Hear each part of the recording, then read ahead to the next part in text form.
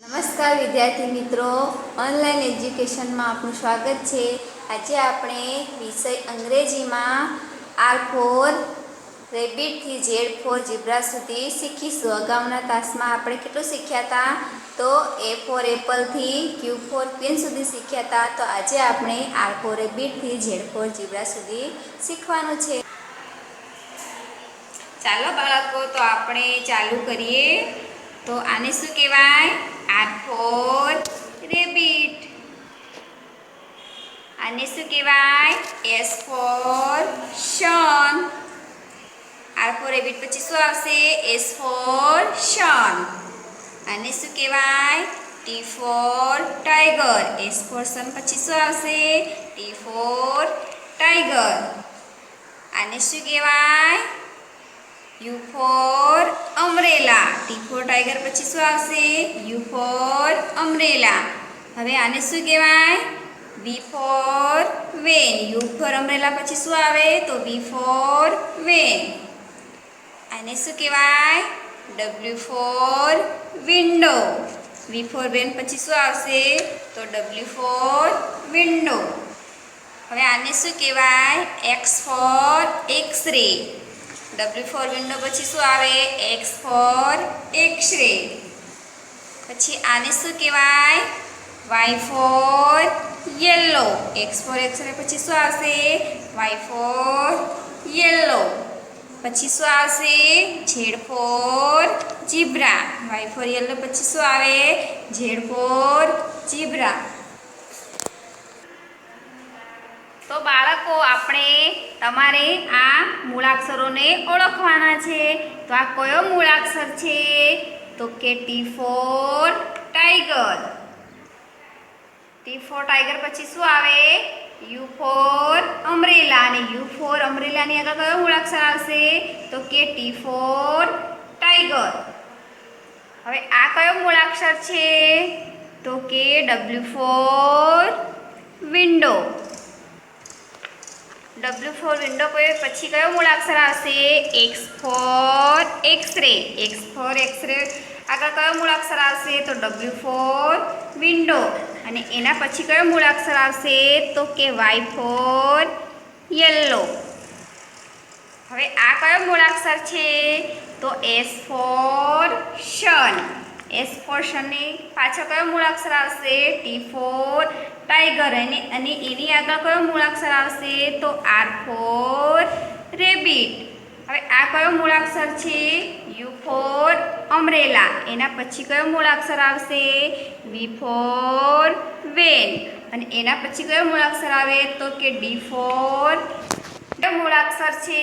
તો Y for yellow। પછી એના પછી કયો મૂળાક્ષર આવશે? તો Z for zebra। તો આપણે ફરીથી રિપીટ કરીએ। તમારે પણ મારી સાથે બોલવાનું છે। R for rabbit। S for sun। T for tiger। U for umbrella।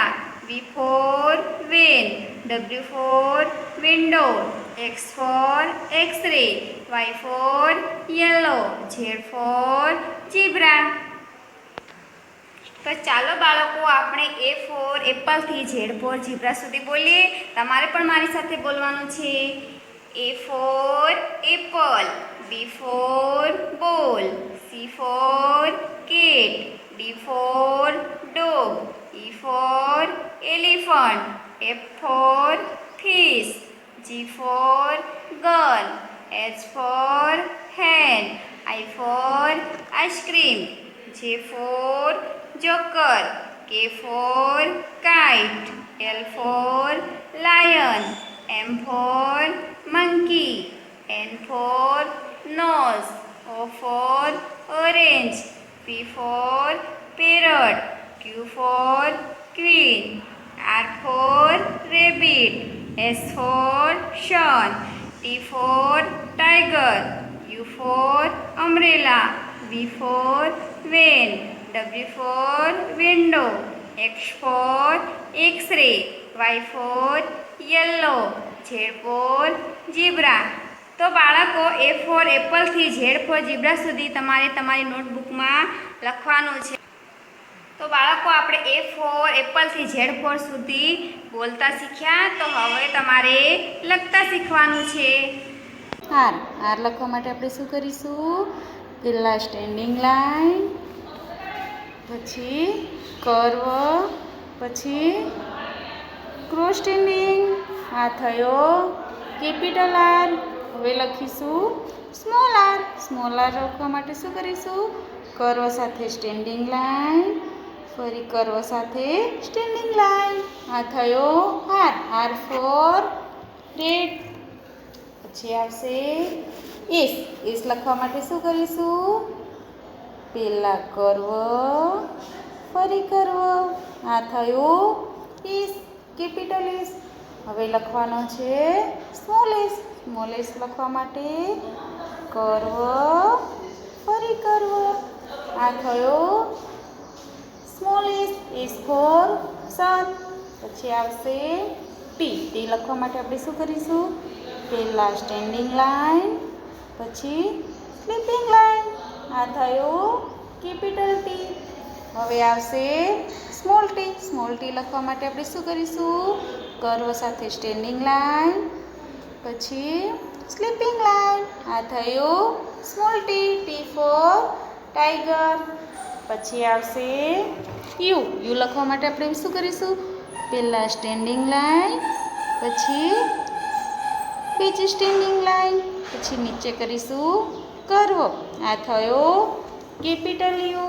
પછી આવશે સ્મોલ યુ. સ્મોલ યુ લખવા માટે સ્ટેન્ડિંગ લાઈન, કર્વ સાથે, પછી સ્ટેન્ડિંગ લાઈન. આ થયું small you. You for umbrella. પછી આવશે વી. વી લખવા માટે આપણે શું કરીશું? ક્રોસ સ્ટેન્ડિંગ લાઈન, ફરી ક્રોસ સ્ટેન્ડિંગ લાઈન. આ થયો કેપિટલ વી. હવે આવશે સ્મોલ વી. સ્મોલ વી લખવા માટે આપણે પહેલાં સ્ટેન્ડિંગ લાઈન, ફરી સ્ટેન્ડિંગ લાઈન. થયો વી. વી ફોર વેલ. પછી આગળ ડબલ્યુ. ડબલ્યુ લખવા માટે cross standing, cross standing, cross standing, cross standing. આ થયું કેપિટલ ડબલ્યુ. પછી આવશે સ્મોલ ડબલ્યુ. સ્મોલ ડબલ્યુ માટે cross standing, cross standing, cross standing, cross standing. આ થયું ડબલ્યુ. W four watch. પછી આવશે એક્સ. એક્સ લખવા માટે આપણે શું કરીશું? Cross standing, cross standing. આ થયો કેપિટલ એક્સ. પછી લખવાનો છે સ્મોલ એક્સ. સ્મોલ એક્સ માટે પણ cross standing, cross standing. X for Christmas tree. આગળ આવશે વાય. વાય લખવા માટે આપણે શું કરીશું? ક્રોસ સ્ટેન્ડિંગ, ક્રોસ સ્ટેન્ડિંગ, પછી સ્ટેન્ડિંગ લાઈન. આ થયું કેપિટલ વાય. હવે લખવાનો છે આપણે સ્મોલ વાય. સ્મોલ વાય લખવા માટે ક્રોસ સ્ટેન્ડિંગ, પછી કર્વ સાથે સ્ટેન્ડિંગ લાઈન. આ થયો small Y. Y for yak. પછી છેલ્લે આવશે હવે ઝેડ. ઝેડ લખવા માટે શું કરીશું? પહેલાં sleeping line, cross standing, sleeping line.